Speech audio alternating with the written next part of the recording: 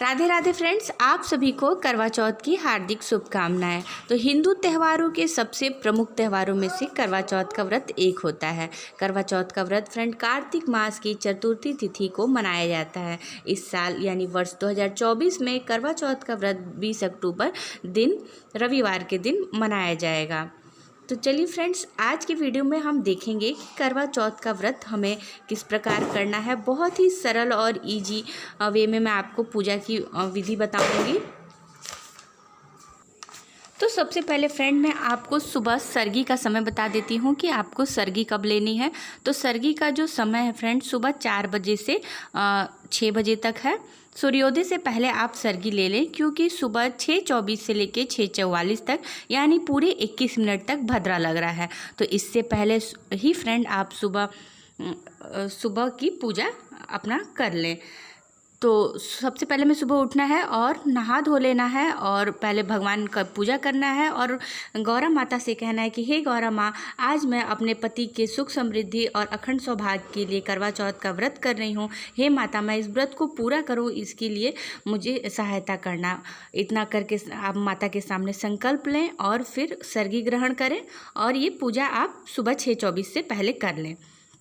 तो फ्रेंड्स, सबसे पहले अब हम देख लेते हैं और अब मैं आपको शाम की भी पूजा का समय बता देती हूँ। तो शाम की पूजा का जो शुभ समय है वो है शाम के 5:46 से लेकर 7:02 तक है। इस बीच आप अपने पूजा को संपन्न कर लें और उसके बाद हमें अपने चांद को अर्घ दे के पति का पूजन करके तब हमें अपने व्रत को खोलना है।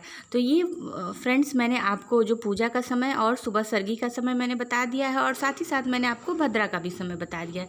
तो इन बातों को आप ध्यान से नोट कर लें फ्रेंड। और अब चलिए मैं आपके साथ अपने करवा माता की पूजा की विधि शेयर करती हूँ। तो सबसे पहले हमें एक लकड़ी का पटा ले लेना है और पटा पे मैंने स्वास्तिक बना दिया है और स्वास्तिक बना के एक लाल कपड़ा बिछाया है। पूजा में लाल रंग का आप इस्तेमाल करें और हाथ जोड़ के अपने करवा माता को पूजा करना शुरू करें। तो ये देखिए, करवा माता को मैंने अच्छा सा जयमाला पहना दिया है और एक लाल चुनरी ओढ़ाई है। साथ ही साथ मैं यहाँ गणेश जी को भी रखूँगी, क्योंकि गणेश जी सर्वप्रथम पूजनीय है। उसके बाद ये देखिए, मैं अपने शिव परिवार को भी रख रही हूँ। अगर आपके पास शिव परिवार हो तो आप रखें, अगर नहीं है तो इसकी कोई आवश्यकता नहीं है, क्योंकि फ़ोटो में शिव परिवार, गणेश जी सभी लोग बने रहते हैं। और अगर आपके पास फ़ोटो नहीं है तो मार्केट में बहुत ही ईजिली कैलेंडर मिलता है, आप कैलेंडर से भी रख के इसका पूजन कर सकते हैं। तो ये देखिए फ्रेंड्स, सबसे पहले मैंने हल्दी और थोड़ा सा चावल का थोड़ा सा आसन देके अब एक दिया प्रज्वलित कर लिया है, क्योंकि दिया जो है वो हमारी पूजा का साक्षी है। और साथ ही साथ थोड़ा सा आसन देके मैंने एक मिट्टी का करवा और एक पीतल का करवा स्थापित कर लिया है। तो फ्रेंड्स, ये जो मिट्टी का करवा होता है ये माता गौरा का होता है और इसे हमें बायने के रूप में अपने सास को भी देना रहता है। साथ ही साथ ये पीतल का करवा जो होता है ये हमारा करवा होता है, यानी व्रती का करवा होता है। तो ये जो पीतल का करवा होता है ना फ्रेंड्स, ये हमारे मायके से आता है।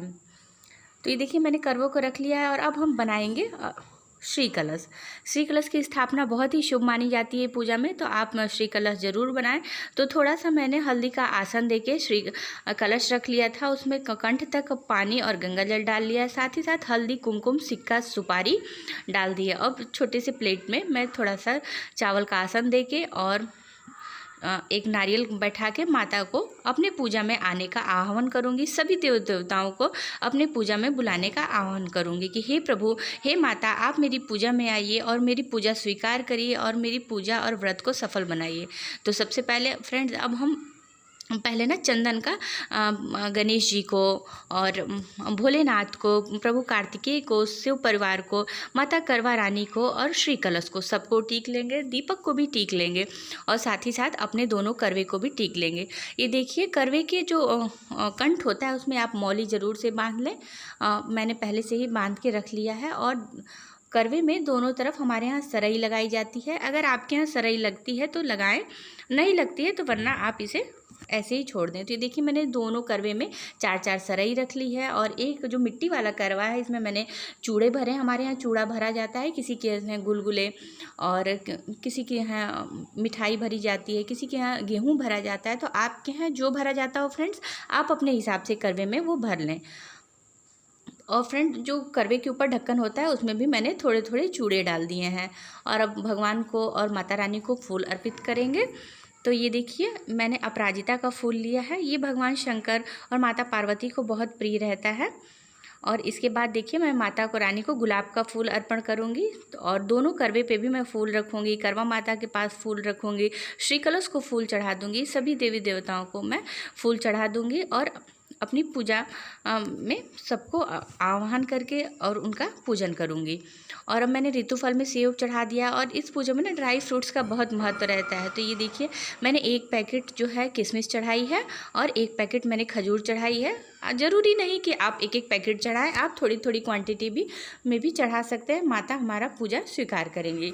और ये देखिए फ्रेंड्स हमने सबको सिंदूर लगा दिया है और अब टीक और रोली लगा दी है। और अब माता का विधि पूर्वक पूजन करेंगे। और इधर देखिए अब 16 श्रृंगार का सामान माता को चढ़ा दें और साड़ी चढ़ा दें। जो भी श्रृंगार का सामान आप हो सके ज़रूर चढ़ाएं, पर मेहंदी और सिंदूर आप इन 2 सामान को ज़रूर चढ़ाएं।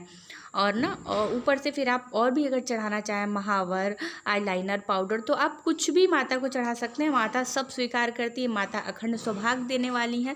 तो आप माता का जितने भव्य रूप से पूजा करेंगे माता उतनी खुश होती हैं। नहीं तो आप अपने सामर्थ्य अनुसार अब ये पूजा कर सकते हैं। और साथ ही साथ देखिए फ्रेंड्स मैंने माता को साड़ी चढ़ा दी है और साड़ी और चूड़ी चढ़ाई है। कांच की भी चूड़ियाँ अवश्य रूप से चढ़ाएं। और अगर आप कोई फैंसी चूड़ी चढ़ाना चाहते हैं तो वो भी माता को अवश्य चढ़ाएं। तो ये देखिए फ्रेंड्स मैंने सब कुछ माता को चढ़ा दिया है, फूल चढ़ा दिया है माता को। और साथ ही साथ ना चूड़ा और मिठाई भी हमारे यहाँ चढ़ाई जाती है। तो मैंने मिठाई तो मेरे पास अभी नहीं थी तो मैंने सिर्फ चूड़ा चढ़ाया है। और ये देखिए अब ये है करवा चौथ की व्रत की पूजा की किताब, इसे भी मैं सिंदूर से और रोली से पूजन कर लूँगी, इसका टीक लूँगी। और फिर उसके बाद ना हम अब माता का जो करवा चौथ की व्रत की कहानी है उसे पढ़ेंगे। और साथ ही साथ 1 लोटा जल रख देंगे। करवा चौथ की व्रत की कहानी पढ़ते वक्त आप अपने हाथ में कुछ फूल और अक्षत ले लें और माता से कहें, हे माता आप मेरी इस पूजा को स्वीकार करें और मुझे अखंड सौभाग्य दें अपने जैसा, और मेरा घर धन्य धान और खुशियों से भरा रहे माता रानी, इसके लिए मुझ पर अपनी कृपा बनाए रखिएगा। हे माँ मैं ये व्रत पूरे अपने जीवन पर्यंत तक करूँ, इसके लिए मुझे।